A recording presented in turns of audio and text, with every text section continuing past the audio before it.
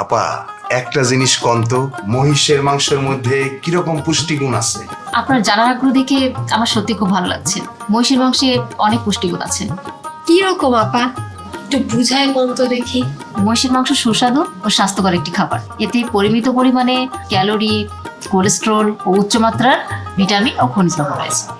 বলেন কি আপা? শুধু কি তাই, প্রতি 100 গ্রাম মহিষের মাংসে 131 ক্যালোরি শক্তি থাকে।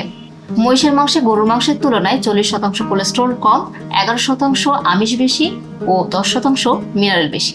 আমরা তো এত কিছু জানতাম না। তাইলে আমাগো কসাই ভাইয়েরা কেন মহিষের মাংসকে গরুর মাংস হিসেবে বিক্রি করে? হ, মহিষের মাংসের গুণাগুণ না জানার কারণে তারা মহিষের মাংসকে গরুর মাংস হিসেবে বিক্রি করে। কোন কি আপা?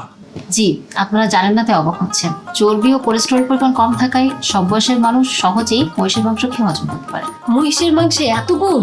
জি, এত গুণ। আমাদের দেশের মানুষ এই সম্পর্কে ধারণা কম থাকায় মহিষের মাংস তেমন একটা খায় না। আমার মধ্যেই ভুল ধারণা আছিল। আজ থেকে মানুষের মধ্যে এটার প্রচারণা শুরু করুন, আর মহিষের মাংস হিসেবে খেতে চাই আর স্বীকৃতি দিতে চাই। আপা, আপনার মূল্যবান পরামর্শ পেয়ে খুব খুশি হলাম।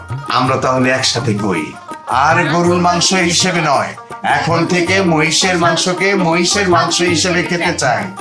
টেকসই উন্নয়ন লক্ষ্যমাত্রা অর্জনে শেখ হাসিনার সরকার অঙ্গীকারবদ্ধ।